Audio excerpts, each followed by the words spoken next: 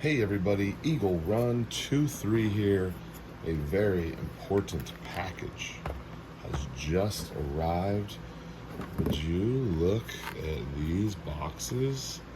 Oh man, I guess I'm a sucker for good packaging. Holy cow. So, as expected and awaited, our box of 100 rounds of 8.6 blackout have arrived. Looks like they also gave us a cool sticker. Much appreciated. So I've got 4 boxes here. There's another box that's already in the range bag. Talking to my neighbor about it, and so it got slipped out here. Just in the same way that everything has been a struggle on this build, the ammunition was no exception.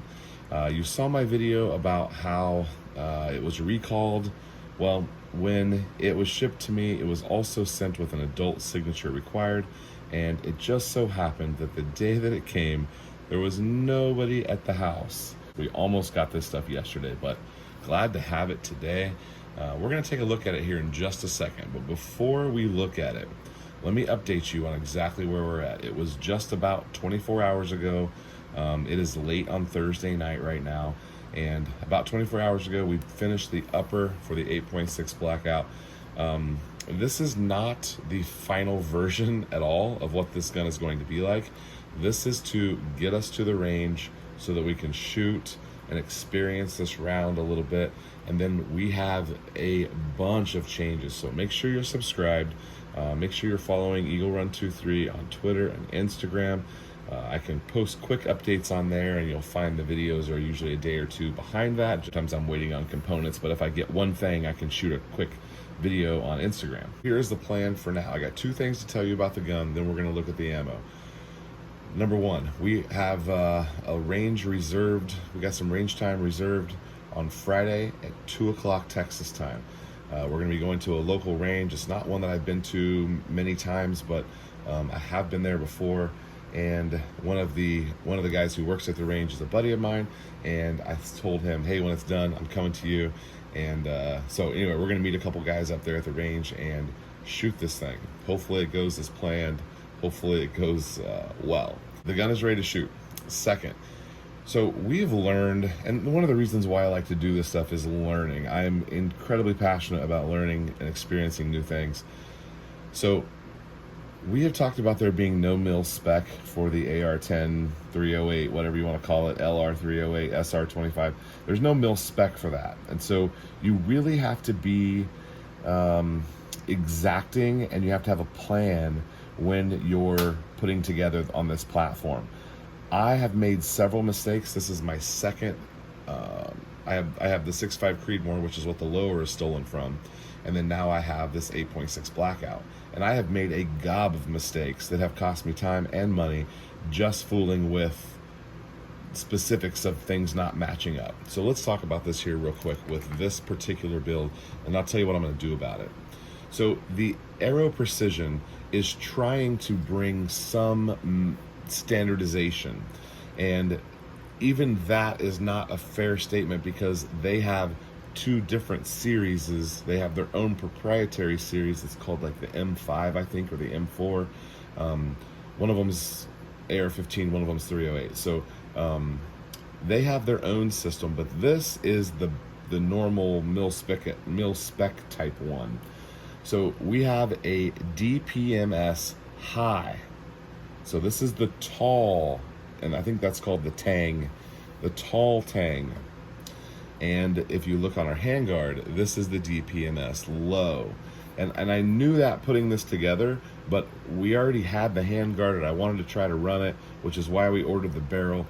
Now let me tell you how I'm gonna fix this, because this is too expensive, too nice, too groundbreaking of a build to let this stand where you have this awful gap. I can't do it.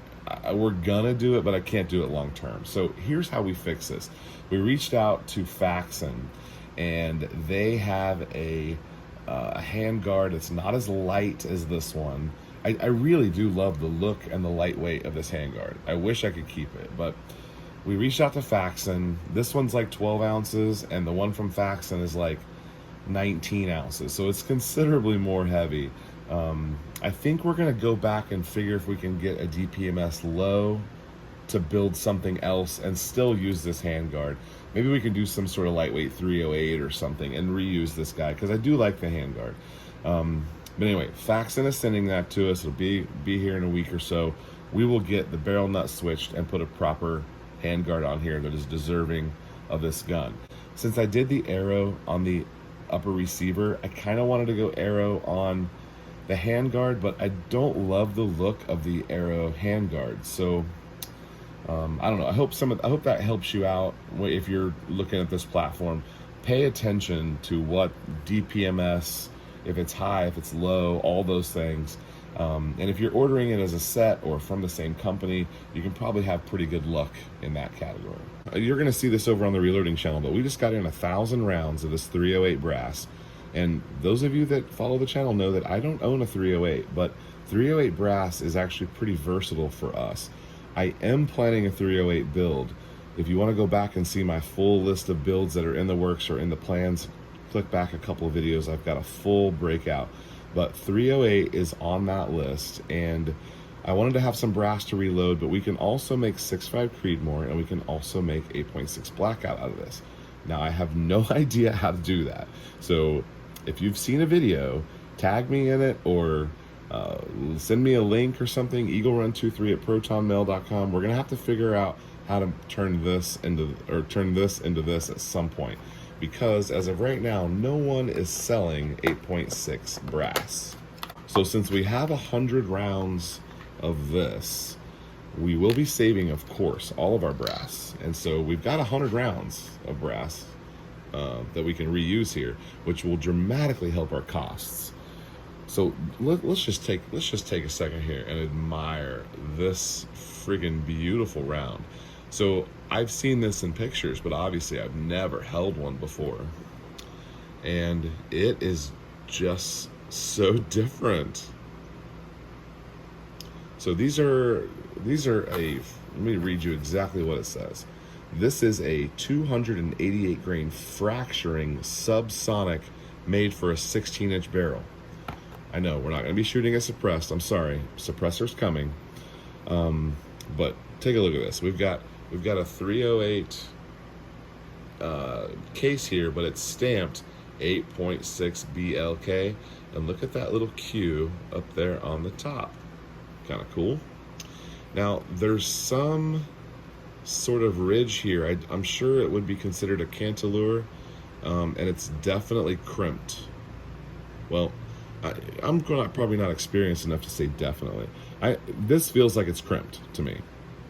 But look at the proportions of the case and what's hanging out here. Oh my goodness.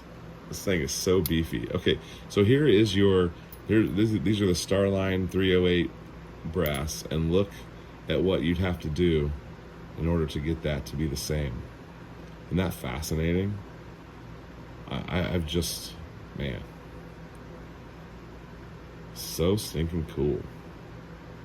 These have a little cut where it's cut in quarters and it has an open tip, and so this would be a great hunting round. We are going to plan a hog hunt, and we are going to shoot a hog with this very round.